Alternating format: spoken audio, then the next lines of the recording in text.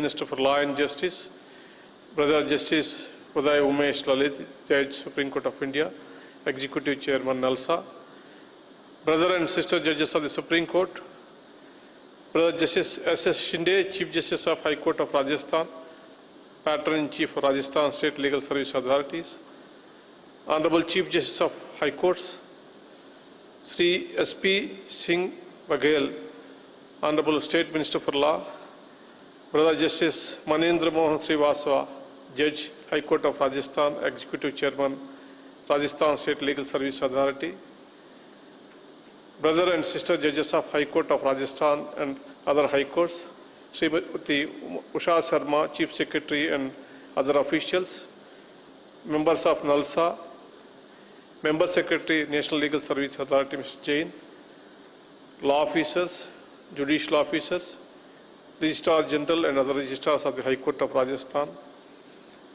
gracious spouses of brother judges, media persons, other distinguished guests, ladies and gentlemen.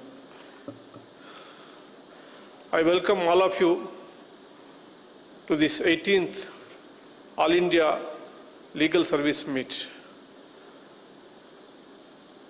No modern democracy can be disassociated with the observance of rule of law.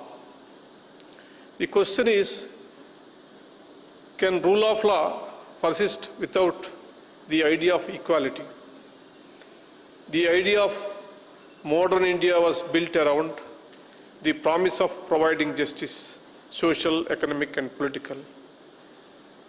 This is a strand which flows throughout our Constitution and crystallized in Part 3 of the Constitution. Undeniably, the colonial justice system inherited by the independent India was outstepped with the social reality. If law and legal process continued to be a tool at the dispense of the privileged few, then the majority of the people would have sought justice in the streets. In a country like India, legal aid forms a core aspect of the administration of justice. Administration of justice is not an act which is accomplished by only within the courtrooms. It involves promoting and creating awareness about rights and facilitating social justice. It means creating a platform where parties can claim competing rights. Only when equal access and participation is ensured in the justice delivery system, the faith and trust of all shall be won. Therefore, access to justice came to be recognized as a fundamental right, as it is the key to defending other rights. In other words, unless people can access justice, they would be deprived of remedies in case of violation of their rights. A single violation of right or a single case can spiral into graver consequences quickly. An unlawful eviction may not only lead to loss of shelter, it may also lead to loss of livelihood, which may result in lack of access to food or health care. Without state intervention in such circumstances through legal aid, violators will never be held accountable and injustice shall prevail. Considering the significance of the state's role in administering justice, the Legal Services Authority Act was enacted in 1987, nearly 40 years after independence. The act was considered revolutionary, as it was much ahead of its time. After initial hiccups, we have now achieved great success. Now, our services have reached every nook and corner of the country. Today, almost 80% of the population are eligible to claim the benefits of the National Legal Service Act. In fact, I will not be surprised NALSA becomes the largest service provider in our country. When I discuss the journey undertaken by NALSA in the past 27 years, in my interaction with foreign dignitaries, it generates great admiration. Even the world's most advanced democracies do not carry out legal aid at such a massive scale. This has been possible only due to the cooperation of all the stakeholders, the Government of India, state governments, judges from the constitutional courts to the district and taluk courts, panel lawyers, paralegal volunteers, and the staff of the legal service authorities. The success of NALSA and the legal aid movement is attributable to the joint effort of all involved. We are constantly evolving and learning from our past experiences.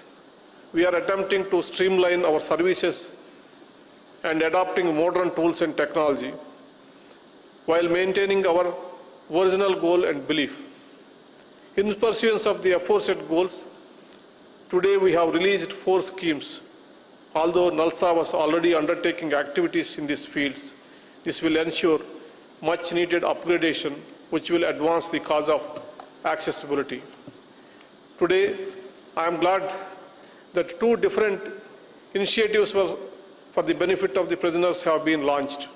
In India, we have 6.1 lakh prisoners in 1,378 prisons. They are indeed one of the most vulnerable sections of our society. Prisons are black boxes. Prisoners are often unseen, unheard citizens. Prisons have different impacts on different category of prisoners, particularly those belongs to marginalized communities. The new initiatives under the e-prisons portal are a step towards transparency and expediency, keeping the interests of the prisoner at the core. Now, all relevant information regarding an inmate, such as the details of their incarnation and pending court cases, are just a click away. Another great initiative launched today is that e-mulaqats. Prolonged separation from family and society can have a detrimental impact on the mental health and socialization of an inmate. Through this initiative, the families and well-wishers of inmates can be in constant touch with them in each case.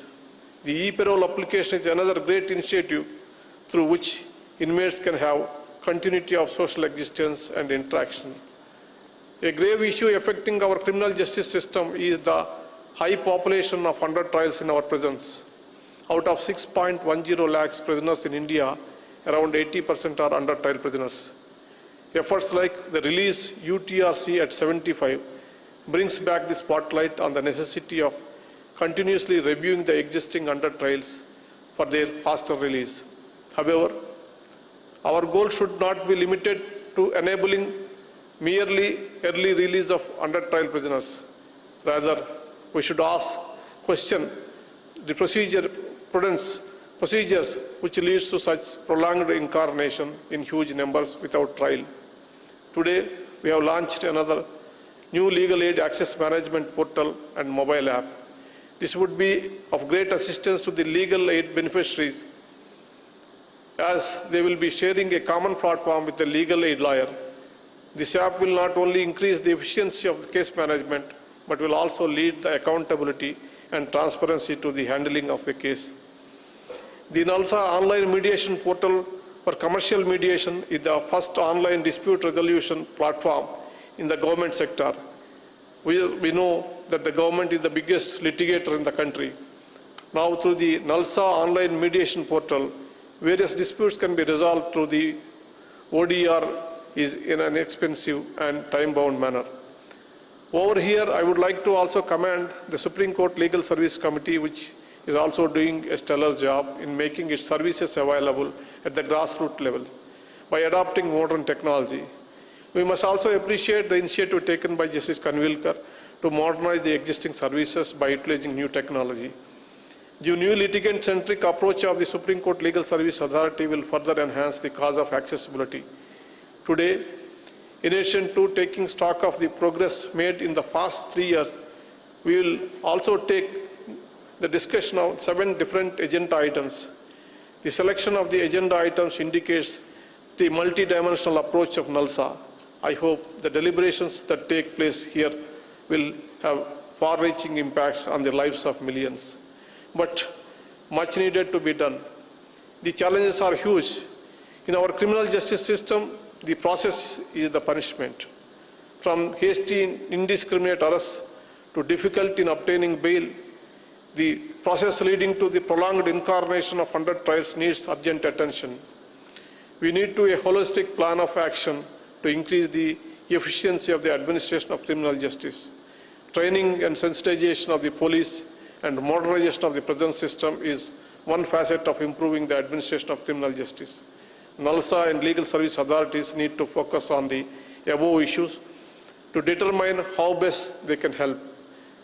Even when it comes to civil cases, particularly petty civil disputes and family disputes, they can be resolved by alternative dispute resolution methods. By using different services of NALSA, from Lok Adalats to mediation, justice seekers can achieve inexpensive and expeditious resolution of their disputes. The same will also reduce the burden on the courts. To make the work done by NALSA more efficient, user-centric, I want to highlight certain aspects that may be considered by the stakeholders during upcoming deliberations. Although we have a large number of network lawyers working with the legal service authority, it is very important for us to take feedback from the beneficiaries of such services. There needs to be active monitoring in order to inculcate accountability. I am very happy that we are launching several new schemes. However, I think it is time to reevaluate, take stock and determine whether the intended results are being achieved through the schemes already launched. Now it is high time we focus on the quality of our services. After all, the work done by NALSA is a constitutional responsibility. The interventions should result in satisfactory positive outcomes. It is imperative to modernize this and streamline the existing services by adopting technologies. Over the past years, NALSA has successfully conducted nationwide awareness campaigns. However, this is just the beginning. We must be ready with the infrastructure to accommodate new justice seekers. We need to co-opt service-oriented youngsters for improving the quality of social legal services within the criminal justice system. The legal service authorities are under the able guidance and leadership of my brother Justice Lalit. Justice Lalit is known to be a forward-looking judge. I am moved by his efforts to spread awareness and outreach about the legal aid services relentlessly last 1 year. As far as our law ministry is concerned, I am running out of compliments for his fine gentleman. I hope NALSA will continuously get the benefit from his active association. I thank him wholeheartedly for all the support he rendered. I sincerely thank the Honorable Chief Minister, Sri Ashok Gehlotji, and the Government of Rajasthan for hosting this event and extending the trademark Rajasthan hospitality. I am impressed with the way we have developed this beautiful city of Jaipur. I wish the Chief Minister and the state of Rajasthan the very best for his endeavors for the development of the state.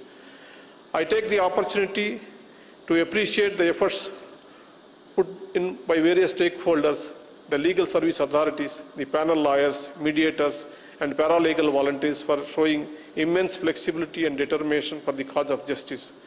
Every intervention is a clear indication of the important position you hold in our justice delivery system. I would also like to thank and compliment Mr. Jain, Member Secretary NALSA, for his dedication and hard work. I remember the time I brought him to NALSA from Rajasthan. I had heard a lot of good things about him, and he has lived up to them. Now, I would like to all of you to continue your deliberations on the agenda items and would seek your leave for the day. I wish you all the best. Before concluding this my speech, it is my responsibility to react one or two things which Honorable Law Minister has mentioned. I am glad he has taken up the issue of pendency. We judges also, if we go outside the country or different parts of the world, we also face the same question: how many years a case takes place?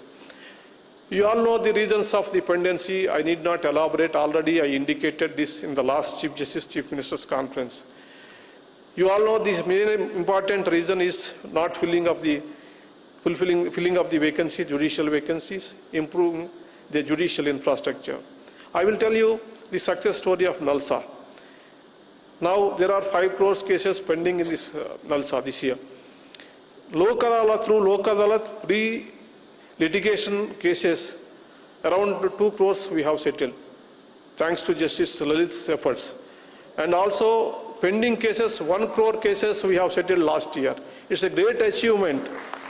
This is all the judicial officers and judges from executive chairman to down taluk officer, they worked hard. Apart from working judicial duties, doing the judicial duties, they worked extra hours on Saturday, Sunday, and they have achieved this. So this is a successful story. Judiciary is always ahead of trying to resolve all these issues. Only I request is that the government has to take up this pendency of filling the vacancies as well as providing infrastructure. And NALSA is the best model, and it is a successful story. So on the same lines, we suggested judicial infrastructure also last Chief Minister's Conference. Unfortunately, it has not taken up.